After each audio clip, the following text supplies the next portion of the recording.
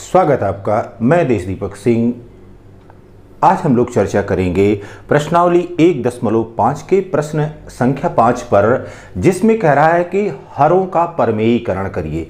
अब यहाँ पर ध्यान दीजिए कि हमको डिनोमिनेटर का रेशनलाइजेशन करना है या परमेयीकरण करना है। उस प्रक्रिया को सबसे पहले समझना है कि परमेयीकरण की प्रक्रिया क्या प्रक्रिया होती है। जैसे माना कोई संख्या दी गई है और उस संख्या का हर वह एक अपरिमेय संख्या के रूप में है। अब वो संख्या कैसी हो सकती है? वो संख्या इस तरह से a/√b के रूप में हो सकती है, या a/a+√b के रूप में हो सकती है।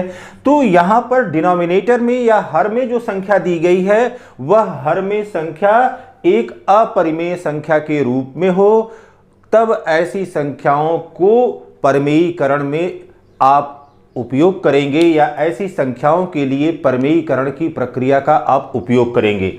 अब जैसे 1/√7 है, या 1/√3 + √2 है, या 1/3 + 2√5 है। इस तरह की संख्याएं जो है, इसमें यहां पर जो डिनोमिनेटर दिया गया है या हर दिया गया है, यह हर एक अपरिमेय संख्या है। तो अब परमेयीकरण की प्रक्रिया में क्या होता है? वह प्रक्रिया जिसके द्वारा अंश और हर में किसी उचित संख्या का इस प्रकार से गुणा कर दिया जाए कि जो संख्या है वह एक इक्विवेलेंट रेशनल नंबर के रूप में या इक्विवेलेंट नंबर के रूप में प्राप्त हो जाए, और जो हर है वह हर किस में परिवर्तित हो जाए? वह परिमेय संख्या के रूप में परिवर्तित हो जाए। तो इतनी बात आपने याद रखना है कि हर को परिमेय संख्या के रूप में परिवर्तित करने की प्रक्रिया परमेयीकरण की प्रक्रिया कहलाती है। अब हर को परमेयीकरण करने हेतु करते क्या है?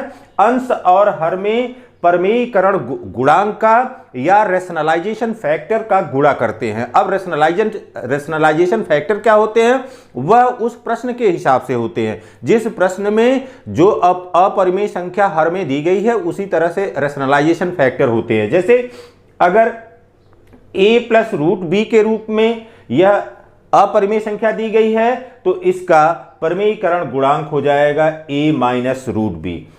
प्रश्न संख्या 5 के इस प्रश्न पर, जो यहां पर प्रश्न दिया गया है, उस प्रश्न पर अपना ध्यान केंद्रित करते हैं। करा है कि निम्नलिखित के हरों का परमेयीकरण कीजिए। तो हर के परमेयीकरण करने के लिए आपको रेशनलाइजेशन फैक्टर का या परमेयीकरण गुणांक का अंश और हर दोनों में गुणा करना होगा, और गुणा करके आपको हर को परिमेय संख्या के रूप में परिवर्तित करना होगा। यही प्रक्रिया परमेयीकरण की प्रक्रिया कहलाती है। अब सबसे पहले देखिए, जो यहां पर क्वेश्चन नंबर 1 दिया गया है, क्वेश्चन नंबर 1 में कह रहा है 1/√7।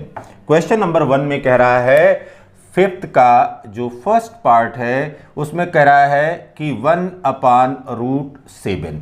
अब 1/√7 को, इस संख्या को हमको परिमेय संख्या के रूप में परिवर्तित करना है। इसको लिखेंगे 1/√7 into √7 डिवाइडेड बाई √7 मीन्स अंश और हर में, अंश और हर में √7 से गुणा करने पर। अब यह गुणा करने की प्रक्रिया जैसे ही आपने किया तो यहां पर देखिए 1 × √7, यह हो गया √7 डिवाइडेड। अब यहां पर देखिए √7 × √7, यह कितने के बराबर हो गया? 7 के बराबर हो गया। तो 1/√7 यह बराबर हो गया √7 डिवाइडेड बाई 7, और यह अब इसके हर का हमने परमेयीकरण कर दिया। अब यह संख्या 7 मिल गई, जो कि एक परिमेय संख्या के रूप में है। फिर देखिए 5वां का जो दूसरा प्रश्न है उसमें करा है कि 1/√7 -√6। तो ये संख्या दी गई है। अब यहां पर देखिए ये दिया गया है √7 -√6। तो √7 -√6 का परमेयीकरण गुणांक यह क्या हो जाएगा? यह बराबर हो जाएगा √7 प्लस अंडर रूट 6, ये इसका परमेयीकरण गुणांक हो गया। इसलिए 1/√7 माइनस √6 यह बराबर हो गया 1/√7 माइनस √6 गुणे। अब अंश और हर में इस परमेयीकरण गुणांक का गुणा करेंगे। ये हो गया √7 प्लस √6 डिवाइडेड बाई √7 प्लस √6, इसको ब्रैकेट में कर दीजिए। अब यहां पर देखिए बेटा, अब यहां पर जो डिनोमिनेटर है उस डिनोमिनेटर में क्या हो गया, यहां पर ये हो गया root A plus B into A minus B, और यह बराबर हो गया ए स्क्वायर माइनस बी स्क्वायर के रूप का हो गया।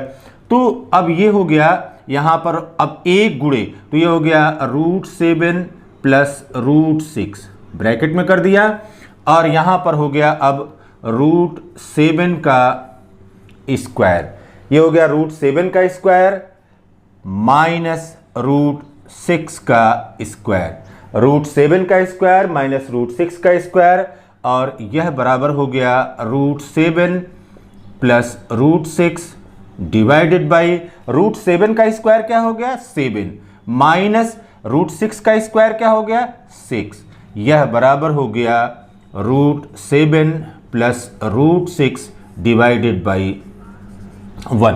अब देखिए यहां पर हर किस में परिवर्तित हो गया, यहां पर हर एक परिमेय संख्या के रूप में परिवर्तित हो गया। अब इसके तीसरे भाग को देखते हैं। इस तीसरे भाग में दिया हुआ है कि 1/√5 प्लस √2, इस तीसरे भाग में दिया है, क्वेश्चन नंबर 5 के तीसरे पार्ट में दिया है 1/√5 प्लस √2।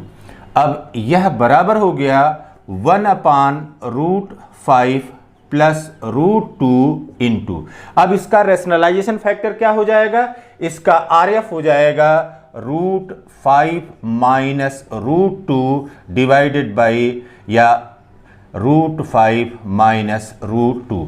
अंश और हर दोनों में, न्यूमरेटर और डिनोमिनेटर में इसके परमेयीकरण गुणांक से गुणा कर देने पर, अब ये देखिए ऊपर 1 से गुणा होगा तो यही संख्या आ जाएगी √5 माइनस √2 डिवाइडेड बाई, अब यहां पर हो गया √5 प्लस √2 इंटू √5 माइनस √2। अब यहां पर यह हो गया a plus B into A minus B बराबर A square minus B square. अब यह बराबर हो गया √5 माइनस √2 डिवाइडेड बाई, अब यहां पर एक इसके रूप में है √5 का होल स्क्वायर माइनस √2 का होल स्क्वायर। अब यह बराबर हो गया √5 माइनस √2 डिवाइडेड बाई, अब √5 का स्क्वायर किसके बराबर हो गया 5 के बराबर हो गया 5, और √2 का स्क्वायर कितने के बराबर हो गया 2 के बराबर हो गया, तो ये हो गया √5 माइनस √2 डिवाइडेड बाई 5 में से 2 गया, यहां पर आ गया 3। तो अब आप देखिए क्या किया गया, इस प्रकार से एक उचित संख्या का इसके अंश और हर में गुणा किया गया, और हमने हर को एक परिमेय संख्या के रूप में परिवर्तित कर दिया। तो हर को परिमेय संख्या के रूप में परिवर्तित करने की प्रक्रिया ही परमेयीकरण की प्रक्रिया कहलाती है। फिर इसके फोर्थ पार्ट में देखिए, क्वेश्चन नंबर 5 के फोर्थ पार्ट में यहां पर दिया हुआ है 1/√7 माइनस 2, √7 माइनस 2। तो अब देखिए इसका RF क्या हो जाएगा, रेशनलाइजेशन फैक्टर क्या हो जाएगा, परमेयीकरण गुणांक क्या हो जाएगा √7 माइनस 2, और इसका RF हो गया √7 प्लस 2। तो अंश और हर में √7 प्लस 2 से गुणा करने पर। अब देखिए 1/√7 माइनस √7 माइनस 2 बराबर हो गया 1/√7 माइनस 2 गुणे √7 प्लस 2 बटे √7 प्लस 2। अब देखिए बेटा यहां पर 1 से गुणा होगा तो यही संख्या √7 प्लस 2 मिल गया। अब नीचे के लिए देखिए यहां पर हर के लिए यह a minus B into A plus B बराबर हो गया a² माइनस b²। तो यहां पर यह आ गया √7 का स्क्वायर माइनस 2 का स्क्वायर। √7 का स्क्वायर यह a के रूप में है और यहां पर 2b के रूप में है, तो √7 का होल स्क्वायर माइनस 2 का होल स्क्वायर यह बराबर हो गया √7 प्लस 2 डिवाइडेड बाई, और √7 का स्क्वायर कितने के बराबर हो गया? 7 के बराबर हो गया।